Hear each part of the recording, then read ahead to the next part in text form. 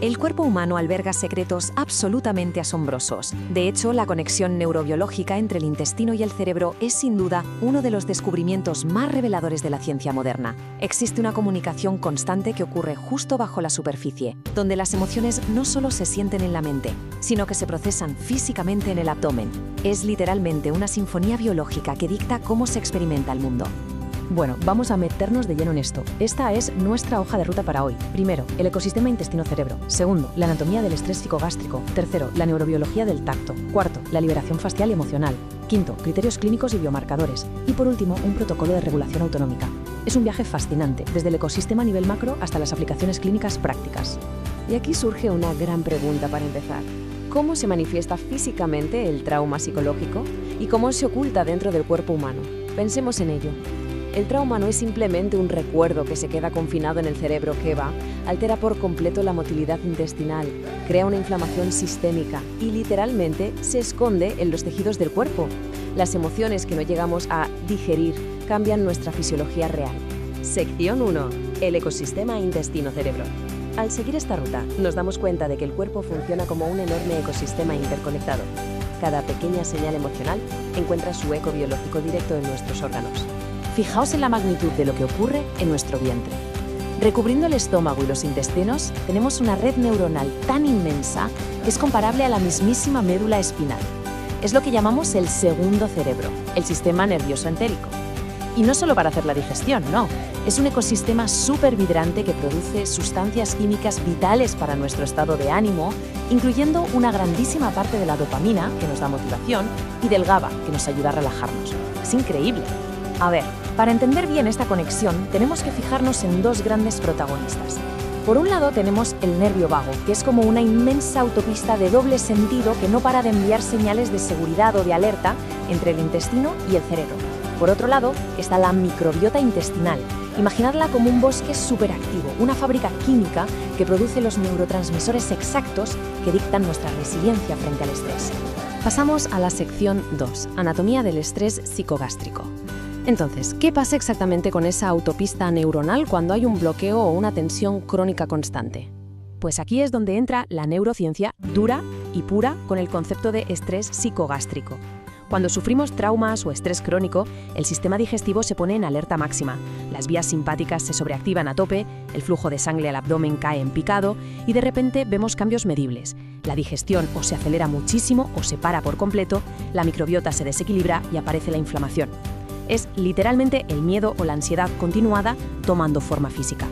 Y ojo a esto, porque hay una red de tejido conectivo, la fascia, que envuelve todos nuestros órganos. Bajo un trauma, esta fascia pierde toda su flexibilidad y se vuelve completamente rígida. Funciona como una armadura física real, una coraza que limita el movimiento de los órganos y, esto es clave, almacena la tensión de las emociones reprimidas, dejando el cuerpo en un estado de hipervigilancia constante. Sección 3. La neurobiología del tacto consciente. ¿Y si os dijera que esta misma vía puede usarse a la inversa para curar? Vamos a hacer un zoom a nivel microscópico para ver exactamente los mecanismos celulares detrás de la manipulación visceral. Entonces, el punto crucial aquí es entender cómo el cuerpo interpreta el contacto físico.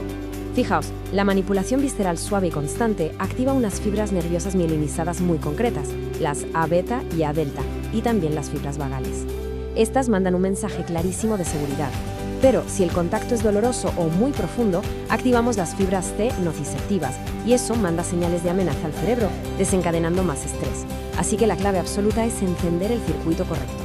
Mirad esta fascinante línea temporal fisiológica. En cuestión de milisegundos, una presión adecuada en el abdomen activa los mecanorreceptores. En segundos, esa señal de seguridad pilla la autopista del nervio vago hasta el tronco cerebral y sube a la ínsula.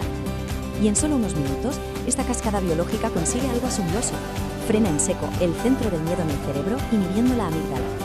Y el héroe silencioso de todo este viaje es el núcleo del tracto solitario, o NTS.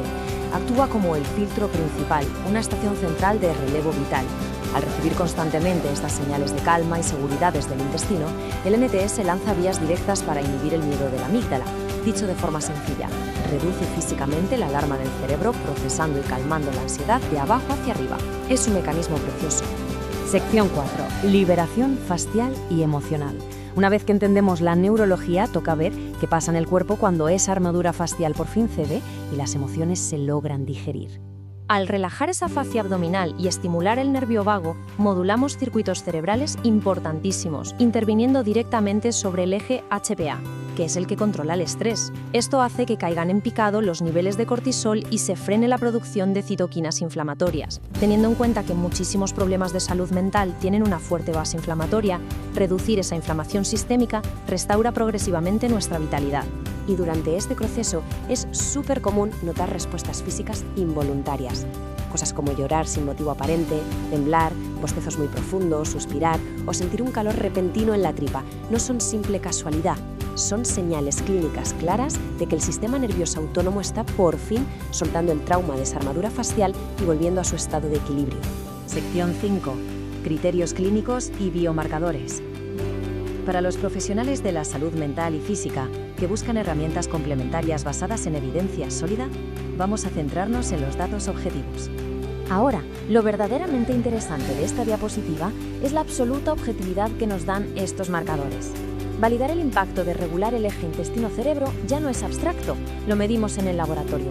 Por ejemplo, los ácidos grasos de cadena corta nos muestran cómo la microbiota modula en positivo la mente. Por otro lado, la proteína LBP o la S100B nos revelan si hay permeabilidad intestinal por culpa del estrés crónico. Son pruebas irrefutables de que intervenir en el abdomen tiene un eco sistémico medible. Eso sí, hay que ser tajantes con los protocolos de seguridad. Existen contraindicaciones absolutas, donde jamás se debe aplicar manipulación manual, como en el primer trimestre de embarazo, tumores sin diagnosticar, aneurismas de aorta abdominal o si hay una cirugía reciente o peritonitis. Distinguir una técnica terapéutica segura de una contraindicada es fundamental para evitar retraumatizar y asegurar un entorno completamente terapéutico. Y llegamos a la sección 6, protocolo de regulación autonómica. Vamos a alejarnos un poco del microscopio y ver cómo podemos aplicar esto de forma práctica en el día a día. Si en tu día a día experimentas ansiedad, existe una guía paso a paso súper sencilla para hacer en casa. Primero, túmbate boca arriba con las rodillas dobladas para estar cómodo. Segundo, pon las manos suavemente sobre tu vientre, un contacto compasivo sin apretar nada todavía. Tercero, respira despacio, notando las sensaciones. Y cuarto, aplica una presión muy suave y sostenida en las zonas que notes más tensas. Es un método fantástico para reeducar la percepción de tu propio cuerpo y mandarle seguridad al cerebro.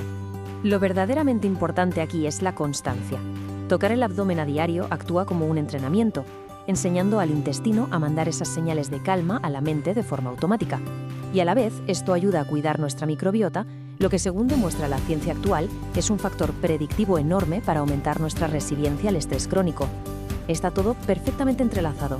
Entonces, ¿qué significa todo esto? Pues nos deja con una reflexión final fascinante. Si el intestino almacena nuestras tensiones físicas más profundas, ¿podría ser el simple tacto consciente la llave maestra para desbloquear y sanar nuestra mente? La neurociencia nos está demostrando que el trauma y la ansiedad viven en nuestras vísceras. Y lo más increíble es que, a través de la anatomía y nuestras propias manos, tenemos el poder de reprogramar ese sistema nervioso. Al final del día, la salud mental y la salud intestinal tocan exactamente la misma melodía.